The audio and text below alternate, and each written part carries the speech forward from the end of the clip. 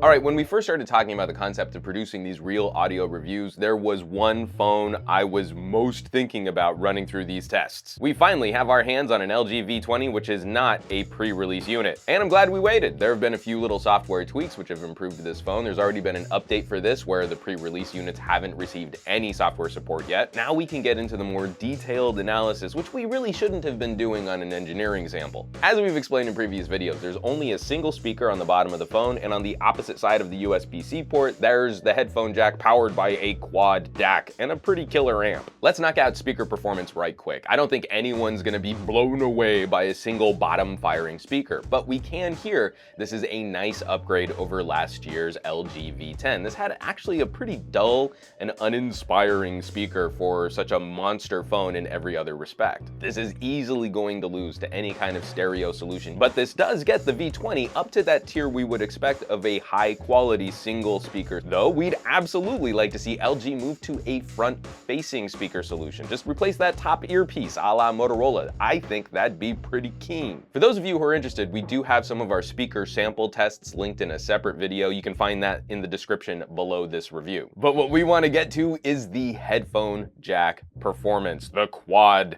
DAC performance on the LG V20. So how does this phone perform when you plug in some headphones? In 2 words, very good.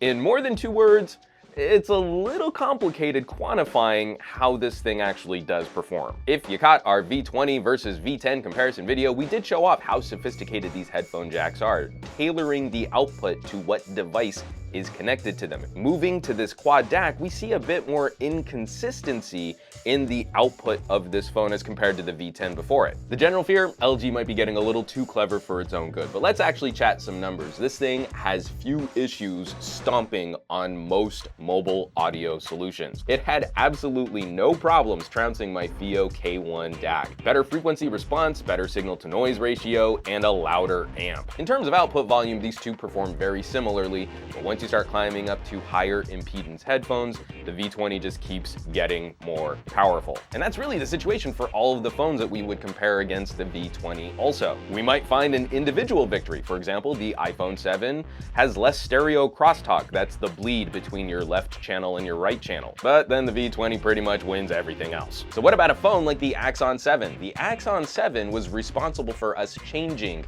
how we produced our audio reviews. It was so loud. What's been preventing us from seeing the true final output of the V20 is its sophisticated headphone jack.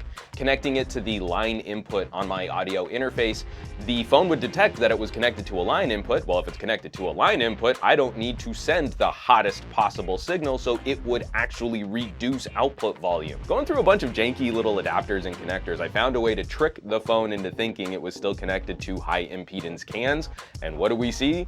We see a phone that is just a decibel behind the Axon 7 going through a splitter. So when we see that waveform, which is nearly overloading my audio interface, I'm assuming we could probably add on another 2 decibels at least, just because it's going through this piece of crap Y adapter splitter here. We do have a few concerns though. The V20 has proven to be one of the most difficult phones for us to get any kind of consistent baseline on what this thing can produce, especially using our synthetic benchmarks. What was most troubling with the V20 was a series of playthroughs where the phone seemed to be truncating to 16-bit audio. And also opposite the V10, we see just a little bit more manipulation of the signal through most of the files that we're playing. That's not to say that there's more noise or your audio files are being degraded, but this quad DAC system in making all of these tiny little adjustments seems to be sprinkling in just a little bit more juice to make your audio files sound better. I can totally envision some scenarios where purists might not appreciate that. That was a long and rambling way to describe what we were seeing during our synthetic benchmarks. Getting away from those number generating machines, popping in some headphones and just taking a listen to what the V20 can produce, this is my favorite performer of the year. It's bold and it's loud. On a decent pair of headphones, I really can't listen past halfway before it starts getting really uncomfortable. And this phone does a beautiful job of reproducing every single musical genre that I've thrown at it, from live recordings of classical and orchestrated music, all the way up to really limited and loud electronica and hip hop and rock. The highs will sparkle without becoming piercing, the bass will definitely rumble your skull, and there's enough power in this system to make sure that the mids are well represented for all of those really crunchy distortion effects on guitars. What you're paying for in this phone is a device sophisticated enough to tailor its output to whatever headphones you connect to it. This phone is going to try and make sure that it's sending you the best possible audio signal, regardless of how expensive or inexpensive your headphones are, all out of a lowly, old-fashioned 3.5mm jack. I still happen to think that's pretty impressive for a phone. It's just that this year, it's a little bit twitchier than what we had last year. As always, folks, thanks so much for watching. Be sure to subscribe to this channel for more reviews like these. We'll definitely be doing more real audio reviews on phones as they come out. We're gonna circle back to a few more devices that were released earlier in the year, and definitely be on the lookout for the real camera review coming soon now that we have finished consumer retail hardware for the V20. For Pocketnow, I'm Juan Carlos Bagnell, some gadget guy on Twitter and Instagram, and I will catch you all on the next review.